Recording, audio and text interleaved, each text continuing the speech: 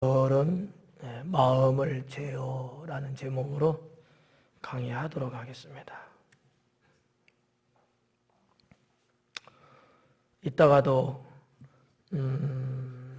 강의하겠지만 자기의 마음을 다스리지 못하면 망할 수밖에 없다라는 거죠.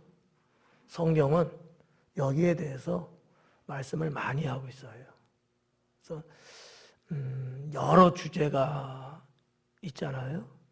그 많은 주제 중에 제어한다, 관리한다, 다스린다 이런 뜻의 그 주제가 상당히 많거든요. 그건 왜 그럴까? 우리 신앙에 있어서 이것이 되지 않으면 결국 망한다는 거거든요. 그러니까 하나님을 믿는 것도 자기 자신을 다스리지 못하면 믿고는 싶은데 믿을 수가 없어요. 왜? 사탄의 미혹에 빠지기 때문이죠. 자기 욕심에 빠지기 때문이고요. 자기 감정에 빠지기 때문에. 네.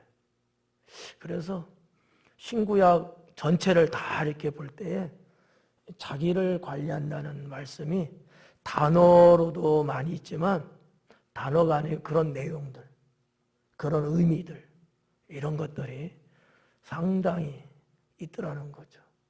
한 일례로 보면 이스라엘 백성들이 하나님을 믿으면서도 자신들을 관리 못하니까 또 우상 숭배에 기웃거리고 세상에 힘을 빌려고 하고 심지어는 주님의 구원을 받아 애굽에서 나왔는데 어때요? 자기 속에 일고 있는 감정을 추스리지 못해서 또는 미혹하는 무리들이 있었는데 그런 무리들이 미혹할 때 내가 나를 다스리지 못하니까 그게 꼴까닥 넘어가더라고. 그래가지고 하나님의 심판이 땅에 임하면서 막 땅이 지진이 나면서 갈라지면서 거기 다 들어가고 또 각종 질병, 역병에 또 병을 앓으면서 또 죽기도 하고 이런 수없이 많은 사건들이 성경에 기록됐는데 그런 것들의 그 내용을 면밀히 깊이 보면 왜 사람들이 그렇게 살고 있을까? 하나님 믿으면서도 왜 저렇게 어려움 속에 있을까? 따져보면 자기 관리를 못해서 그래요.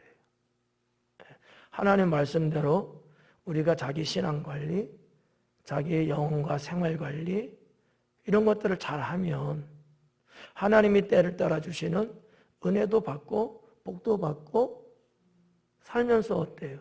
행복해질 수 있고 다들 평안하고 좋아질 텐데 이거를 못하니까 결국은 하나님의 심판도 받더라는 거죠.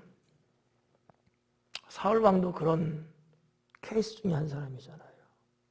자기 관리만 잘했으면 하나님이 순종하라고 했을 때 말 잘 듣고 죽이 되든 밥이 되든 그냥 순종하고 했으면 그런 꼴 나지 않았을 텐데 자기도 죽고 아들도 죽고 그 족보 자체가 다 그냥 없어지고 말아버려요.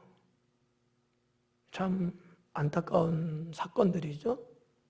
그 왜 그냥 한마디로 오늘 주제로 이렇게 연결시켜서 보면 자기 관리를 못해서 그렇다는 거예요. 하나님이 이렇게 하면 내가 너에게 복을 주고 11월 달 뭐예요? 감사로 축복을 예비하래요. 하나님 말씀 주신 대로 감사로 축복을 예비하라구나. 그러면 하나님 앞에 감사를 충만하게 이렇게 해갖고 받을 축복을 예비하면 좋잖아요. 근데 안 믿는 거야.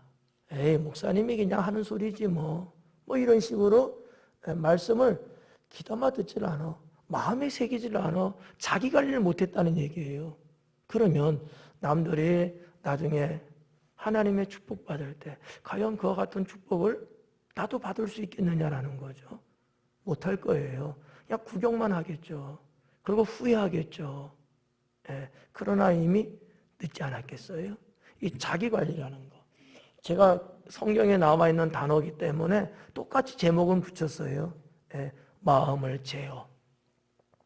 제어한다는 것은 뭐 전문 용어인데 관리한다는 얘기예요. 다스린다는 얘기거든. 상당히 중요한 주제입니다. 오늘 23절부터 28절까지 내용 한 절 한 절을 보면 그런 내용들이 상당히 많이 나옵니다.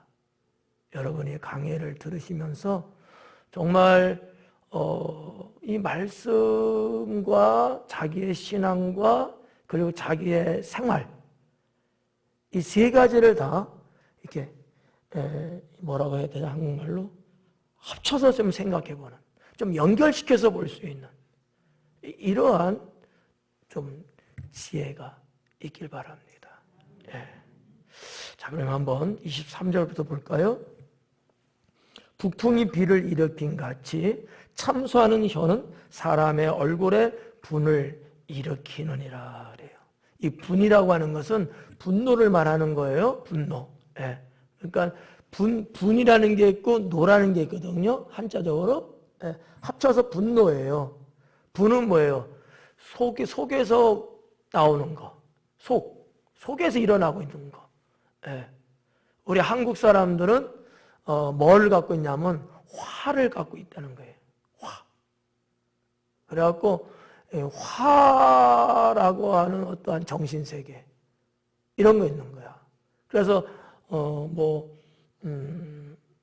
보면 부모님들이 어른들이 막 그럴 때 머리에다 질끈 막 싸매고 자리 눕고 그러잖아.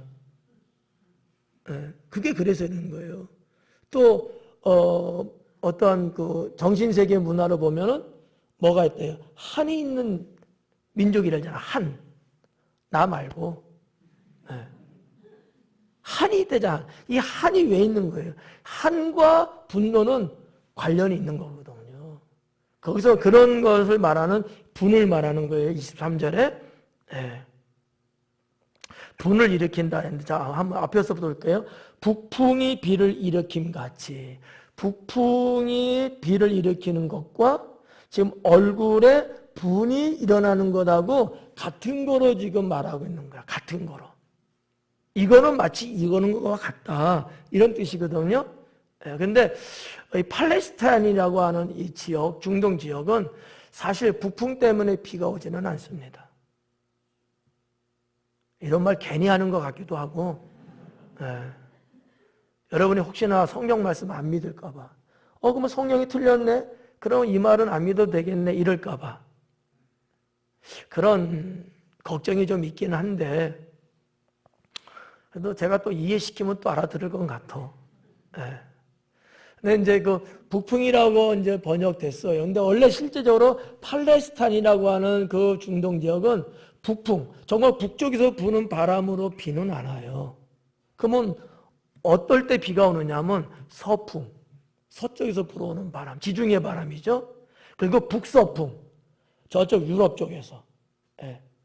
지중해가 있고 이스라엘이 있잖아요. 그러면 이쪽, 저 위쪽으로는 터키 그 위쪽이라든지 그런 저쪽. 그러니까 서풍이나 북서풍에 의해서 비구름이 형성되면서 오게 돼 있어요.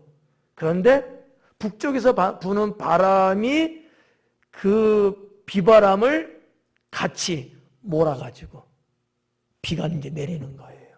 그러니까 사실은 뭐 똑같은 얘기죠. 북풍이 비를 일으킨다는 말이 전혀 틀린 말은 아닌 거예요.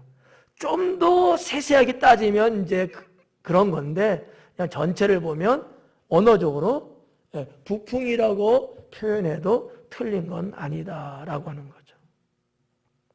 근데 비를 일으킨 같이 참소하는 혀는 그래요. 참소하는 혀.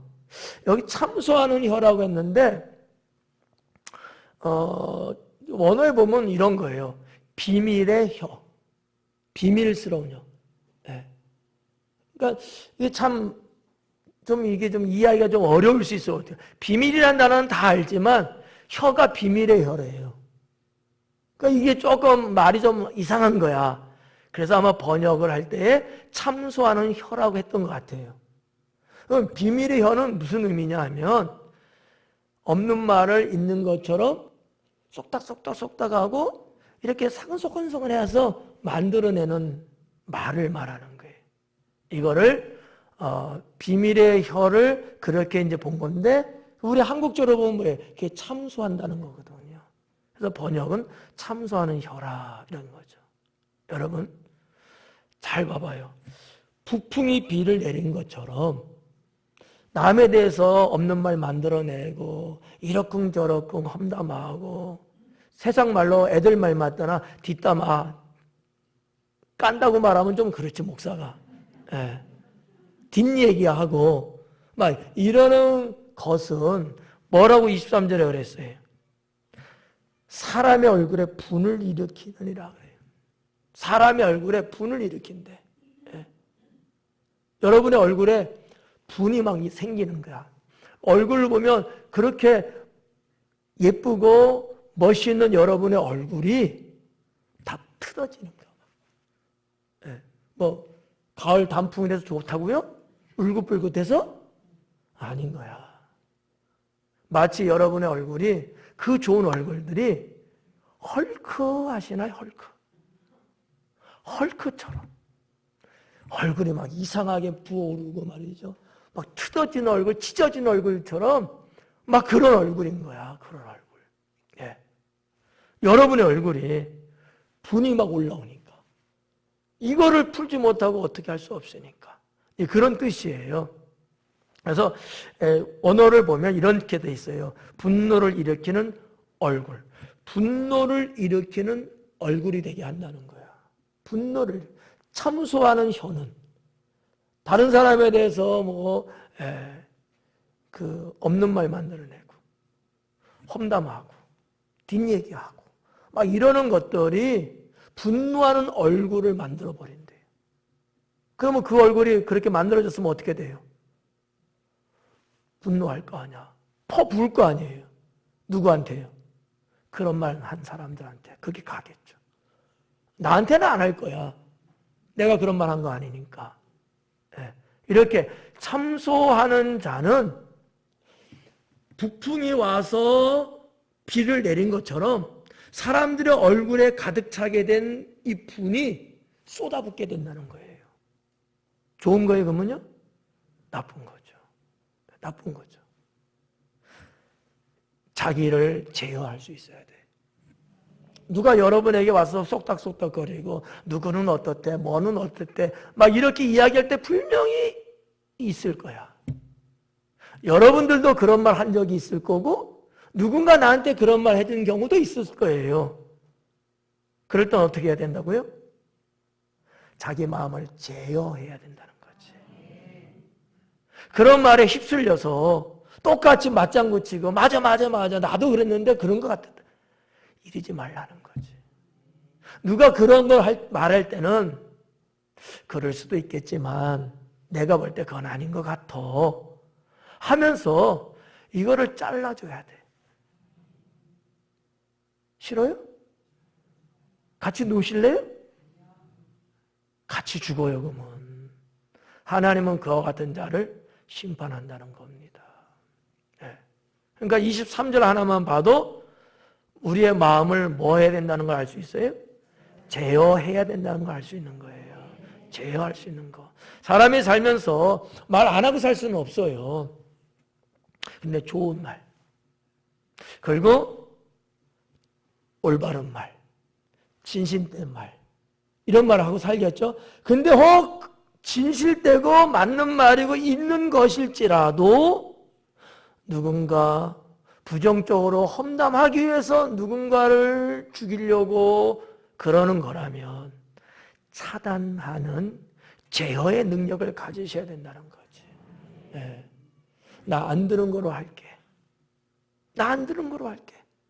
그런 얘기 하려면 나한테 하지 마. 이러면서 그거를 떨쳐버려야 돼요.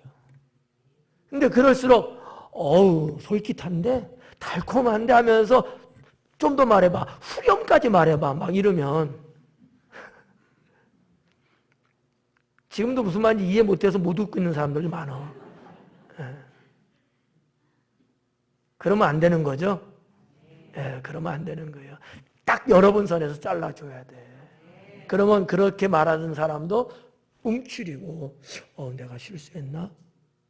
하면서 자기 스스로 안 좋은 것을 내버리게 되잖아요. 그러면 모두가 다 좋아지는 거죠. 다 좋아지는 거죠.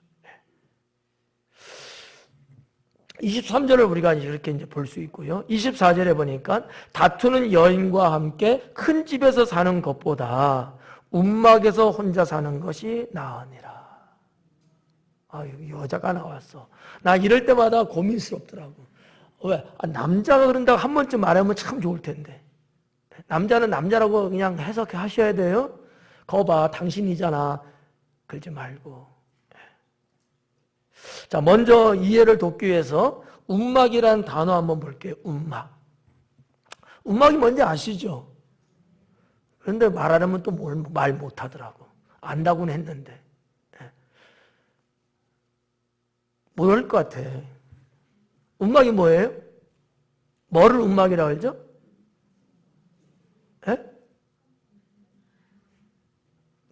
누군가라도 목소리가 조금 세긴 센데 한번 말해봐요. 크게. 3초 줄게. 하나, 둘, 셋. 움막의 정확한 뜻은 뭐냐 하면 옛날 시대를 말하는 게 옛날 시대. 뭐 애들 학생들이 학교에서 공부할 때 뭐 예를 들어서 석기 시대라든지 하여튼 아주 옛날이에요. 그럴 때 뭐냐면 그때는 사람들이요 집을 이렇게 짓는데 옆에 벽을 세우는 걸 몰랐어요. 그래가지고 위에만 쳤다고 이렇게. 그것도 뭘로? 나무아지 꺾어서 위에 집 깔고 이렇게만. 옆은 탁 비었어. 그러면 여러분 겨울도 있고 비바람도 치면은 아무 의미 없잖아. 그러면서 이 주거 문화가 조금씩 이제 발달했어요. 선생님 하시는 얘기가. 그래서 뭔 생각을 했냐면 땅을 파고 나 카메라 좀 작게 좀 잡아줘. 내 얼굴 엄청나게 크게 나오네. 아니 끄라는 게 아니고 조금 줌을 좀 아웃시키라고. 눈치껏 좀 해요. 지금 좋다. 까먹을라 또. 그래가지고 이 땅을 팠습니다. 그러면 벽이 자연적으로 생기죠. 그 위에만 덮는 거예요. 이거를 움막이라고 합니다. 나 그렇게 알고 있었다고 하는 사람. 장로님 혼자? 이영희 장로님 혼자? 야, 대단하시네. 그만큼 제일 오래 살았다는 거야. 그게 움막의 정의야. 물론 뭐 이외에도 아마 여러분 생각하는 것은 무슨 뭐 나무가지 꺾고 풀떼기 해서 이렇게 뭐 이렇게 세워놓은 거 그 정도 움막이라 그거는 돼지 움막이지. 그러니까 움막은 이제 그런 거예요. 지금 이 잠언은 3000년 전이잖아요. 아주 고대 사회 아닙니까? 그러니까 이제 물론 이보다 더 이전의 시대의 움막이었을 거예요. 왜냐하면 석기 시대 얘기하는 거니까. 하여튼 움막은 그런 거예요. 자, 요건 이제 낱말 정리했습니다. 네, 움막에서 혼자 사는 거라 했어요. 그러면 성경 24절, 성경에서 말하는 움막으로 번역된 원어는 도대체 뭐냐? 진짜 움막이냐? 아닌 거예요. 여러분 성경 거기 숫자 1 써 있죠? 그 일자 밑으로 내려오면은 그 뭐라고 써 있어요? 그렇죠. 지붕의 한 모퉁이라고 하는 거예요. 그러니까 원에 보면은 지붕의 지붕 아니면 꼭대기 그게 어느 한 구석을 의미하는 거거든요. 두 개의 단어가 합성된 단어예요. 그걸 이제 움막이라는 단어로 번역한 건데 팔레스타인은 뭐 지금 뭐 우리나 뭐 유럽이나 등등에 보면 지붕들이 이렇게 좀 이렇게 올라가고 삐죽하고 막 이러잖아요. 팔레스타인 그러지 않아요. 보신 분은 알지만 다 이렇게 슬라브 치고 이렇게 돼 있거든요. 그러니까 그런 지붕의 한 부분을 말하는 거예요. 한 부분. 자, 이제 24절 앞에부터 다시 봐요. 다투는 여인과 큰 집에서 그랬는데 큰 집은 아니고 같이 연합해서 사는 걸 말하는 거야. 근데 같이 연합해서 사는 거는 작은 집은 아닌 거예요. 그건 큰 집이죠. 이게 의역된 거야. 그러니까 다투는 여인과 큰 집에서 사는 것은 뭐라 그래요? 그렇게 사는 것보다 움막에서 아까 지붕 한 조금만 좁은 부분 거기에서 사는 것이 낫다는 거야. 뭐 때문에요? 다툰다는 것 때문에 그렇다는 거예요. 그럼 우리가 여기 여인이라고 번역됐는데 여인은 봐봐 할머니도 여인이야. 시어머니도 여인이야. 부인도 뭐 등등이 다 여인이죠. 그러나 내용상 볼 때 이 여인은 아내를 말합니다. 부인. 자기 부인하고 같이 사는데 다툼을 일으키는 여자하고 사는 것보다는 그냥 저 지붕 꼭대기에 올라가서 거기 그냥 차라리 거기서 지내는 게 낫다는 얘기예요. 그러면 부인한테 다 뒤집어 씌울 거예요? 문제는 남자들이 남편이 일으킨 거 아닐까? 라고 생각 한번 해보라는 얘기지. 그래야 공평하잖아요. 자, 부인이든 남편이든 간에 이렇게 부부가 서로 다투는 것은 좋다는 거예요? 나쁘다는 거예요? 나쁘다는 거예요. 하나님이 축복 안 합니다. 왜? 그 하나님 뜻 아니거든요. 하나님은 가정이 화평하기를 원하시고요. 그래서 행복하기를 원하시거든요. 근데 하루가 멀다고 여러분 하루에도 12번씩 2시간에 한 번씩 싸운다고 생각해봐요. 그거 살겠어요? 네. 그래가지고 요즘 우리가 사는 세대는 졸혼이라는 게 생겼잖아요. 아시죠? 그래서 연세 드신 분들이 그런 분들이 졸혼을 한대. 이혼은 아니지만 헤어져 사는 거야. 왜? 혼자 사는 게 편해서. 아니면 부딪히니까 그게 싫어서. 자꾸 부딪히고 서로 감정 상하고 하니까 행복이 없는 거예요, 행복이. 그래서 이렇게 졸혼하는 사례도 생긴다고 합니다. 성도 여러분, 부부가 몇 년이나 같이 살겠어요? 한 60년 정도. 그죠? 60년 정도. 예. 천국 가면 몇 년 살까요? 이게 비교가 돼요? 안 되죠? 예. 그러니까 60년 사는 부부의 삶. 여러분 다투기보다는 서로 여러분 사랑하고 이해하고 용서하고 베풀며 살아야 돼요. 예. 그러니까 꼭 이게 부부의 문제지만 뭐 부부 외에도 마찬가지가 될 수 있는 거고요. 하나님은 다투는 것을 좋아하신다. 싫어하신다. 네. 하나님은 다투는 것을 싫어하셔요. 그래서 여러분의 목사가 뭐를 많이 강조해요? 화목해야 된다. 화목하자. 네. 교회가 큰 소리 나고 시끄러운 소리 나고 교회 안에서 싸우는 분쟁하는 이런 게 일어나면 돼야 안 돼요? 안 되죠. 하나님 교회에서 그러면 안 되죠. 교회는 천국이잖아요. 교회는 화목해야 돼. 화평해야 돼. 평화로워야 돼. 이게 진짜야. 이렇게 가야 되는 게 맞는 거죠. 자, 그랬을 때 24절의 말씀 여러분이 잘 기억하셔야 돼요. 저녁에 싸울 예정에 있었던 분들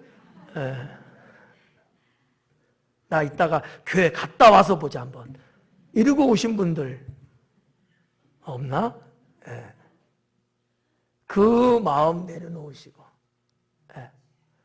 하나님 앞에서 자기 자신을 좀 관리하시는.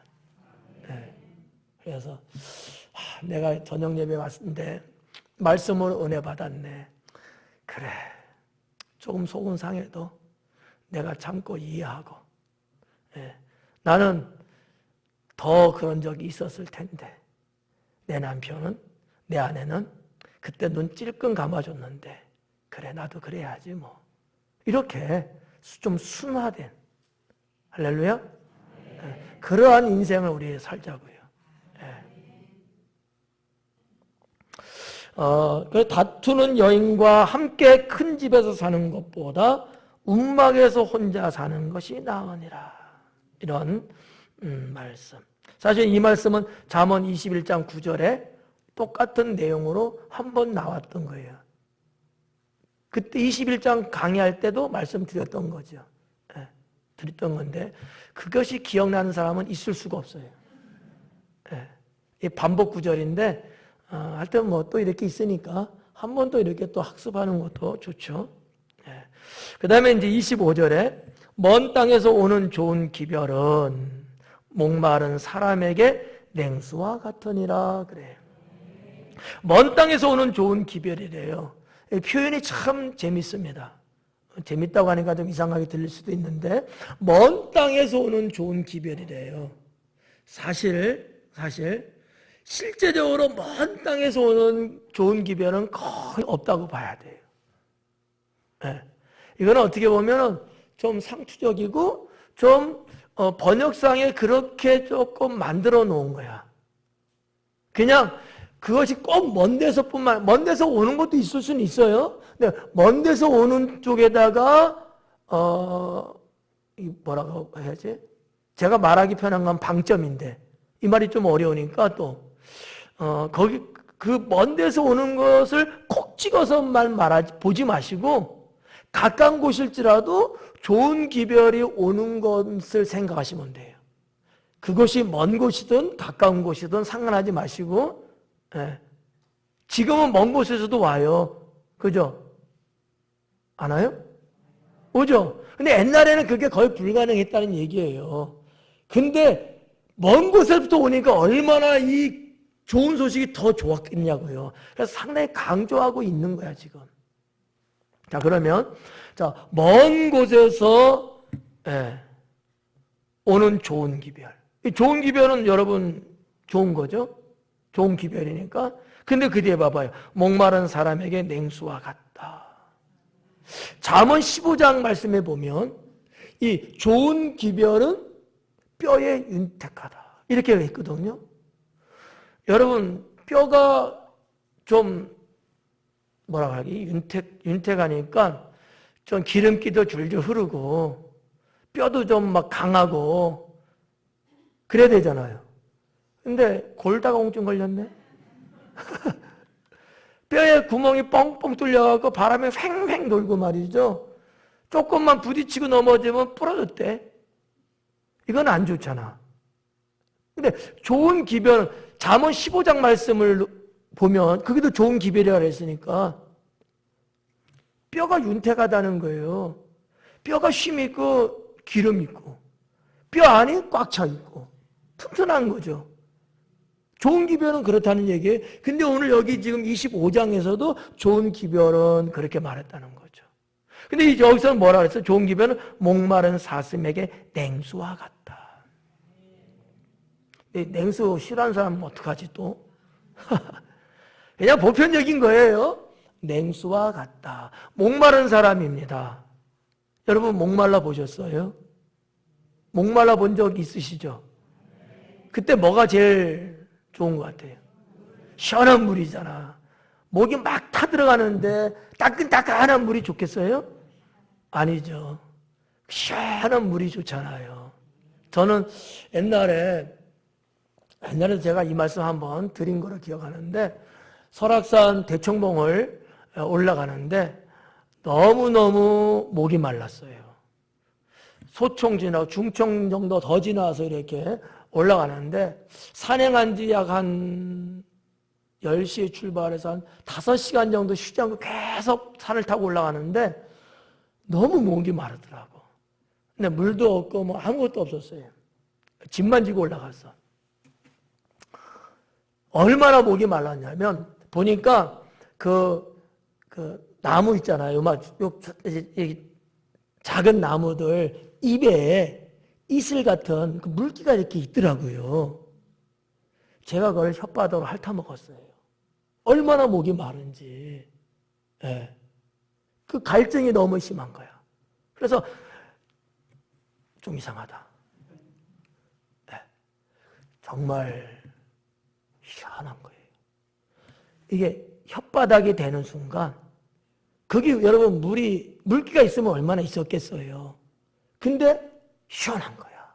그 이제 지대가 높으니까 아무래도 좀 그런 것도 있는데 그런 체험을 제가 해봤어요. 목마른 자에게 냉수와 같다는 거, 시원한 물과 같다 이런 거거든요. 네. 성도 여러분, 뭐가 그런 거예요? 좋은 기별.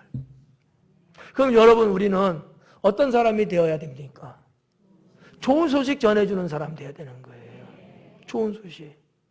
여러분 뭐 부모님이라든지 형제간이라든지 또는 자녀들이든지 누구든지 간에 또 뭐 교회 성도나 이웃 친구들, 지인들 간에도 좋은 소식을 이렇게 좀 전해주는 사람이 되셔야 돼요. 네. 좋은 일이 있을 때는요, 입 싹 닫고 자기 혼자 즐기더라고. 그리고 좀 안 좋고 힘들고 누군가 필요할 때 그때는 이야기를 하더라고. 나 상황이 좀 이런데 좀 도와줄 수 없어요? 이러더라고. 아니 좋을 때도 좀 이야기 좀 해줘. 좋을 때. 좋을 때 저한테 좀 이야기 좀 해줘요. 안 좋을 때만 전화하지 말고. 아시겠어요? 언중유골이야. 뼈 있는 말이야 지금. 네. 전화만 오면 그냥 가슴 벌써 덜컹거려. 무슨 일이 있나? 왜? 하도 안 좋을 때만 전화를 받아봐서. 그냥 새겨 들으라고 하는 얘기예요. 우리가 그럴 때보다도 좋은 일이 있을 때 많은 사람들에게 전해줄 수 있는 그런 경우들. 성경에도 그런 이야기들이 많이 있잖아요. 사마리아 여인 우물가에서 예수님 만나고 메시아 만났다고 좋은 소식 동네 전하잖아요.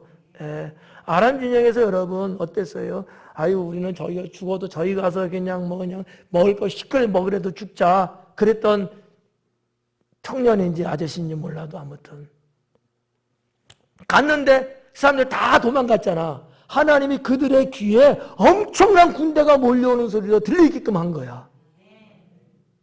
다 깔렸어. 먹을 게 아주 수두룩빽빽해. 근데 내 동네 내 식구들은 지금 어떻게 먹을 게 없어서 지금 죽을 판이었잖아. 자기들만 먹고 끝났어요? 아니잖아요. 그 좋은 소식을 가갖고 다 전해주면서 마치 노획물처럼 말이죠. 다 이렇게 같이 즐기는 그런 성경 말씀들. 얼마나 많습니까?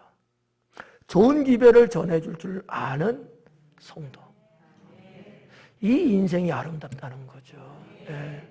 그래서 제가 구역 보고서도 제발 좀 보고서 내용 좀 쓰세요 하는데 죽으라고 안 써. 좋은 소식이 없나 봐. 구역 식구들의 이런저런 얘기 좀 들려주면 저도 참 도움이 될 텐데 관심이 없나 봐. 구역 식구에 대해서. 아니면 이거는 목사님께 숨겨야 돼. 그러는지 모르겠어요. 왜 그런지. 왜 인생을 그렇게 사는지. 여러분 죄송한 얘기지만 구역자님 잘 들으세요.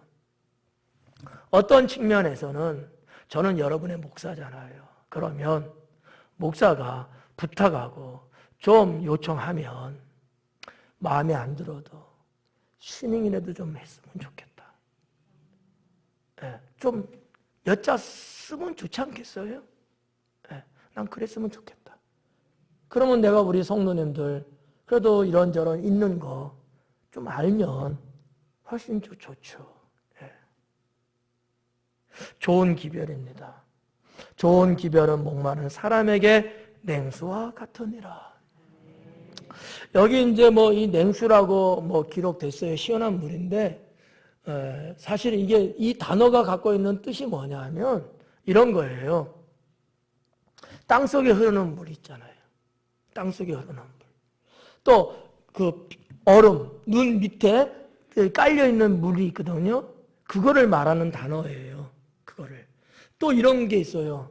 세 번째는 뭐냐면 진흙으로 만든 옹기 있죠, 옹기. 우리나라도 옹기 문화가 있잖아요. 그 안에 물을 담아 놓은 거예요. 이거를 말하는 거야. 근데 이거를 이제 냉수라고 번역한 거거든요. 그런 물. 이런 물들은 주변의 온도보다 적어도 한 5도 이상 정도는 낮아요. 그래서 사람들이 뭐 얼음물이라서가 아니고 냉장고에 뭐 엿다가 빼는 그런 물이라서 그런 게 아니라 그렇게 온기에 담아놨다든지 아니면 땅 밑으로 이렇게 흐르는 물이라든지 아니면 뭐 이렇게 눈이나 얼음 사이, 팔레스타인에도 눈 온다고 말씀드렸죠? 그런 데서 이렇게 마시는 물은 시원함을 느끼는 거라는 거죠. 여러분 집에 보편적으로 다 물 받아 먹는 거 있어요, 없어요? 그걸 뭐라 그래? 정수기 더운 물 찬물로 돼 있죠. 찬물은 몇 도로 돼 있는 줄 알아요? 찬물 받아 먹으면 시원하죠. 몇 도인 줄 알아요? 그냥 믿음으로 먹는 거죠. 대체적으로 영상 5도, 6도 정도 됩니다. 영하의 물이 아니에요. 근데 지금 우리가 지금 살고 있는 가정, 집안의 온도, 체온의 온도가 있잖아. 그보다는 훨씬 떨어지죠. 그래서 마치 얼음물처럼 시원하게 느끼는 거예요. 예를 드린 거야. 여기 성경에서 말씀한 이 냉수라는 개념이 바로 그렇다는 거지. 그렇다는 거지. 괜히 말했나 봐. 나 이거 알려주려고 엄청나게 시간 투자했는데. 자, 26절에 의인이 악인 앞에 굴복하는 것은 운물이 흐려짐과 샘이 더러워짐과 같으니라. 의인이 악인 앞에 굴복하는 거예요. 쉽게 말해서 무슨 얘기냐면 사람 비굴하게 가는 거야, 비굴하게. 네. 여러분 어때요? 비굴한 거 좋아해요? 비굴한 거 좋아하는 사람은 아무도 없는 것 같아요. 그런데 경우에 따라서는 비굴해지더라는 거지. 근데 이것을 지금 신앙적인 관점에서 지금 기록을 했지 않습니까? 신앙적인 관점. 의인이 악인 앞에 굴복하는 거예요. 무슨 얘기냐면 분명히 악인이야. 나쁜 짓 하고 있는 거야. 나쁜 말 하고 있는 거야. 나쁜 행위를 갖고 있는 사람이에요. 근데 그 사람 앞에 내가 편이 되어주는 거지. 그 사람 말 따라주는 거예요. 이게 굴복이거든. 이게 비굴하다는 거지. 그것을 지금 칭찬하는 것 아니잖아요. 그죠? 여러분, 악인의 행위, 악인의 생각, 악인의 말 하면 돼야 안 돼요? 하면 돼야 안 돼요? 자신 있게 말을 안 해? 하면 안 되잖아요. 근데 그 앞에서 내가 비굴하게 행동을 취한다고? 괜찮다는 듯이. 그래도 되는 것이냐? 오히려 더 호응하고 더 거기에다가 협조하려고 하고 말이죠. 아닌 건 아닌 건데 그게 뭔가 생기는 게 있어서 이제 그게 쫓아다니고 말이죠. 하나님은 이것을 좋게 여기지 않아요. 하나님이 축복하시겠어요, 그러면? 아니죠. 이것은 마치 뭐와 같느냐 하면 여기 운물, 또 운물이 흐려짐, 샘이 더러워짐. 이런 물 마실 수 있습니까? 못 마시죠. 이런 인생 된다는 거예요. 이런 사람이 여러분 어떻게 행복할 수 있겠어요? 어떻게 이런 사람이 아름다울 수 있겠냐고요. 의인인 사람이 악인에게 굴복하는 거, 이거는 하나님 보시기에 옳지 못하고 하나님이 축복할 수 있는 인생도 되지 못하고 사람이 사람을 볼 때에도 이건 아니다라고 하는 거예요. 그렇잖아요. 운물이 흐려진대잖아. 요즘 젊은이들은 운물 개념이 아마 없을 거예요. 그렇죠. 다 상수도 문화 속에서 태어나서 살아가고 있고. 저는 운물을 써봤어요. 우리 집에 운물이 있었거든요. 펌프도 있었고. 나중에 이제 상수도도 들어왔습니다만은. 우리가 판 운물이에요, 우리 마당에다가. 근데 반석의 물이었어요. 그래서 동네 사람들이 와서 길어 갔거든요. 근데 때로는 이것이 혼탁하면 마실 수 있어요? 못 마시죠. 아무리 음모물이 좋다고 해도 안 마시거든 사람들. 샘물이 더러워요. 근데 원래 이 샘물이라는 건 개념은요 맑은 거 아닙니까? 무슨 샘 생각나요? 그렇죠. 옹달샘. 예. 그 옹달샘인데 더러운 게 옹달샘이에요? 그렇게 표현은 안 하잖아. 옹달샘은 더러워질 수가 없습니다. 더러워질 수 있는 환경이 아니거든요. 그냥 바로 그냥 지하에서 올라오는 샘이잖아요. 근데 이 샘이 뭐야? 더럽대요. 말도 안 되지만 그런들 그런다면 이 물을 어떻게 마시겠냐고요. 의인이 여러분을 말하는 거예요. 하나님 믿는 사람을 말하는 겁니다. 그런 성도들이 악인에게 굴복하는 것은 이와 같다라는 거지. 이와 같다. 그래서 믿음의 선진들은 순교까지도 했던 것이 아니겠습니까? 27절 말씀에 보니까 꿀을 많이 먹는 것이 좋지 못하고 자기의 영예를 구하는 것이 헛되니라 그래요. 아, 꿀 좋은 건데. 그렇잖아요. 꿀 좋은 거죠. 네. 저는 몰랐어요. 집에 꿀이 있다는 게 부자기 때문에 있다는 걸 몰랐어요. 왜냐하면 어릴 때 뭐 집 찬장에 보면 꿀도 있고 설탕도 막 이랬거든요. 다 그런 줄 알았죠 뭐. 근데 나중에 이야기 들어보니까 집에 꿀 놔두고 먹는 사람은 그래도 부자였대 옛날에. 지금 말고 옛날 5, 60년 전에. 그래서 나갔다 들어갔다 한 번씩 찍어 먹잖아요 이렇게. 그래서 먹다 보니까요 양이 막 줄어드는 거야. 그래갖고 어머니가 꿀 누가 먹었냐? 저요. 근데 꿀은 뭐 보편적으로 좋은 것이라고 이야기를 하지 않습니까? 때로는 약이라고 표현할 정도로 꿀은 상당히 좋은 역할이죠. 의미도 좋아요, 꿀은요. 근데 보세요. 한번 봐봐요. 꿀을 많이 먹는 건 좋지 못하대요. 꿀이 좋은 건 맞는데 많이 먹는 건 좋지 못하다. 뭐가 필요한 거예요? 억제가 필요한 거죠. 여러분, 과하면 부족한 것보다 좋지 않다 그러잖아요. 차라리 조금 부족하든지 그냥 보편적으로 이게 낫지 과하면요 화가 더 커요. 과한 게 안 좋은 거야. 근데 사람들은 그래도 과한 걸 좋아하는 것 같아. 그래도 많이 주세요. 아유 많이 주세요. 많이 달라고 그러더라고. 여러분 많이 가져가면요 도둑이 좋아해요. 적당한 게 좋지. 그래도 하면 안 하잖아. 과한 게 좋다고. 그래서 아무튼 성경에 꿀을 먹고 약으로 쓰든 건강식품으로 쓰든 뭐 다 좋은데 과한 건 안 좋은 거래요. 안 좋대요. 그래서 한의사나 이런 그 의료계에 있는 분들도 꿀을 과용하면 몸에 해롭다는 얘기를 하지 않습니까?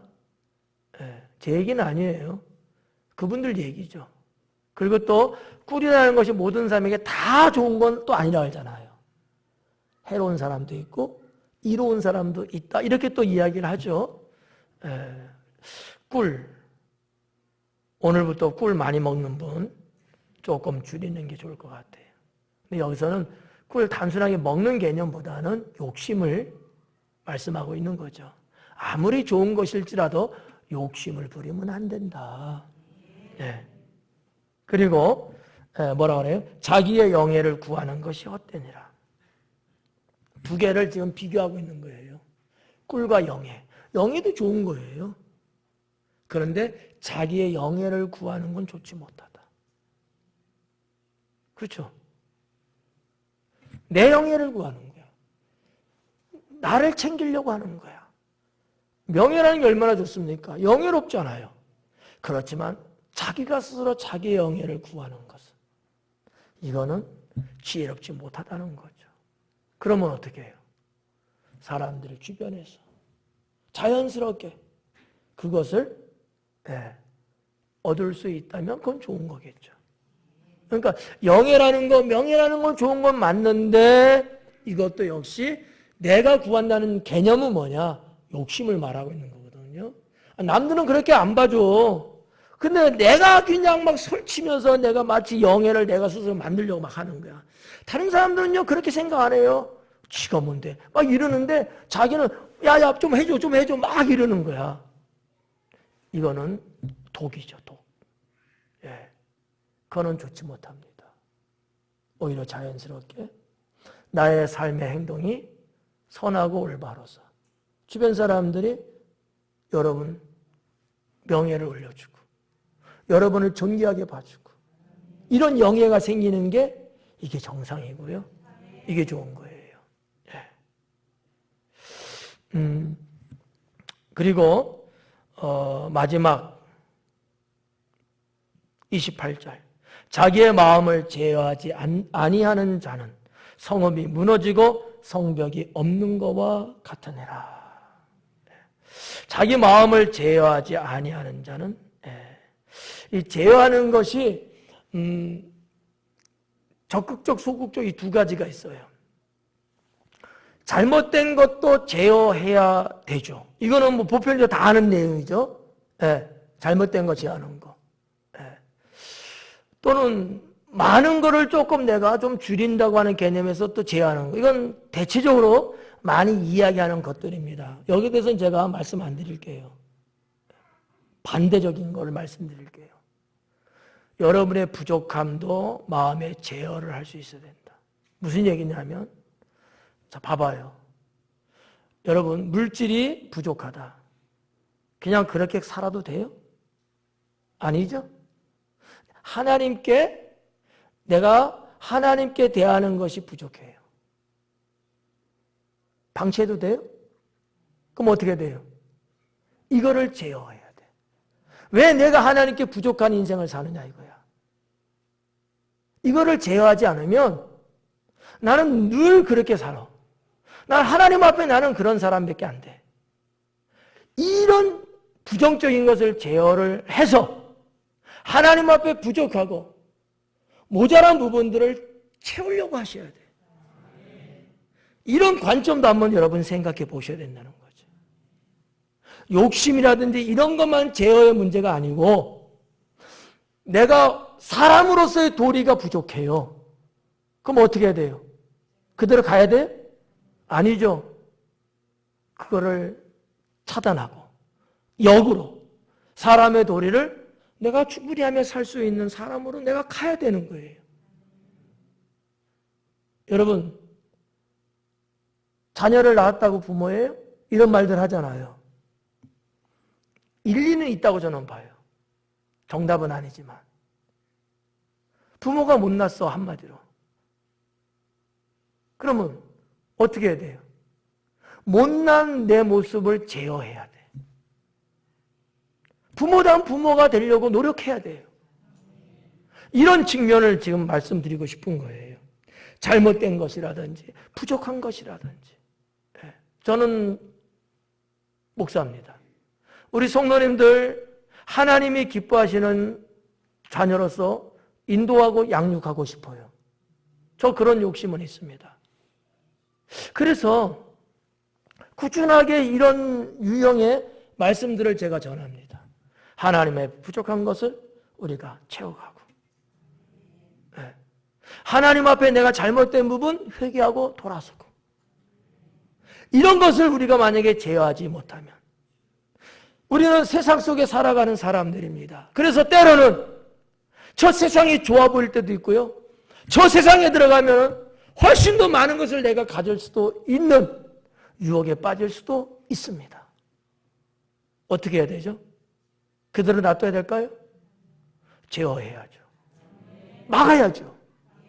이런 측면의 제어도 필요하다는 거예요. 성도 여러분, 하나님 앞에 잘못한 것도 제어하고 부족한 것도 제어하고 그래서 정상 궤도로 올리자. 정상 궤도로. 제가 이렇게 목회하면서 성도들의 심리를 제가 한번 보면은 목사가 되기 위해서는요 심리학도 공부합니다. 심리학도. 근데 너나 할 것 없이요 다 하나님 앞에 복 받기는 원해요. 싫은 사람 아무도 없어요. 사람의 기본 심리야 이거는. 그런데 하나님은 바보가 아니다. 복 받기를 다 원한다고 다 주지를 않아요. 누구에게 줄까요? 복 받을 짓을 해야 줍니다. 여기에 못 미치는 거야 내가. 여기 못 미치는 거야. 그럼 어떻게 끌어올려야죠. 목사인 제가 여러분 눈높이로 볼 때에 무능합니다. 그러면 저는 어떻게 해요? 그냥 그런 대로 그냥 목회해요? 무능한 목사보다는 무능함을 제어해서 유능함을 끌어올려야죠. 그래서 성도들을 하나님 앞에 세울 수 있는 그런 목회를 해야 되는 게 저는 맞다고 믿어요. 이런저런 차원에 있어서 제어해야 될 문제들이 우리 인생사에 얼마든지 있다고 하는 거예요. 쉬고 싶고 놀고 싶고 게을러지고 싶고 어떻게 해요? 제어해야죠. 네, 제어해야죠. 그리고 끌어올려야죠. 이런 측면을 우리가 28절에서 한번 도전을 받자. 도전을 받자. 네. 입 싹 닫고 모른 척하고 있지 말고. 여러분들이 경우에 따라서는 사람의 마음을 즐겁게 해줄 수도 있어야 합니다. 여러분은 당진 순복음교회 성도이기 때문에 여기 있는 여러분의 목사의 마음을 기쁘게 해줘야 될 의무도 있는 거예요. 그래야지만이 목사가 여러분을 위해서 기도할 때 더 즐거움으로 더 적극적으로 하나님 앞에 구할 수 있게 되니까요. 제가 그런다고 해서 저를 욕하지 마세요. 저도 한낱 인간에 불과합니다. 솔직하게 말씀드리는 거예요. 우리가 이런 거든 저런 거든 정상이 아니고 비정상이라면 올라가야 되는데 옳지 못한 것이라면 우리는 그런 것들 다 제어하고 좀 하나님 앞에 교통정리가 될 수 있도록 우리 스스로를 관리하자. 여기에 필요한 게 누굽니까? 목사예요. 목사가 그래서 필요한 거예요. 네. 자, 성도 여러분, 오늘 28절 말씀까지 봤습니다. 여기 마지막 보니까 자기의 마음을 제어하지 아니하는 자는 성읍이 무너지고 성벽이 없는 것과 같다. 무슨 의미냐면 도저히 살 수 없음을 말하고 있는 거예요. 자기 마음을 제어하지 않으면 인간이 인간으로서 도저히 살 수 없는 상황까지 간다는 거예요. 생각해봐요. 뭐가 없어요? 성읍이 무너졌어요. 성벽이 없어요. 자기 생명을 지킬 수가 없다는 얘기예요. 보존이 불가능합니다. 적으로부터 자기를 지키지 못해요. 사랑하는 내 가족 당연히 못 지키죠. 뭐가 됐을 때? 자기 마음을 제어하지 못하면. 곤면합니다. 저도 그렇고 여러분도 그렇고. 과다한 것이든 부족한 것이든 뭐가 되든지 간에 하나님 앞에서 우리가 나 자신을 제어할 줄 알고 관리할 줄 알고 보다 더 좋은 쪽으로 한마디로 그냥 그렇게 보자고요. 그냥 좋은 쪽으로 하나님이 기뻐하시는 쪽으로 우리가 그쪽으로 우리의 인생을 만들어 가자. 할렐루야. 예. 그래서 제목을 마음을 제어라는 주제를 담았습니다. 기도하겠습니다.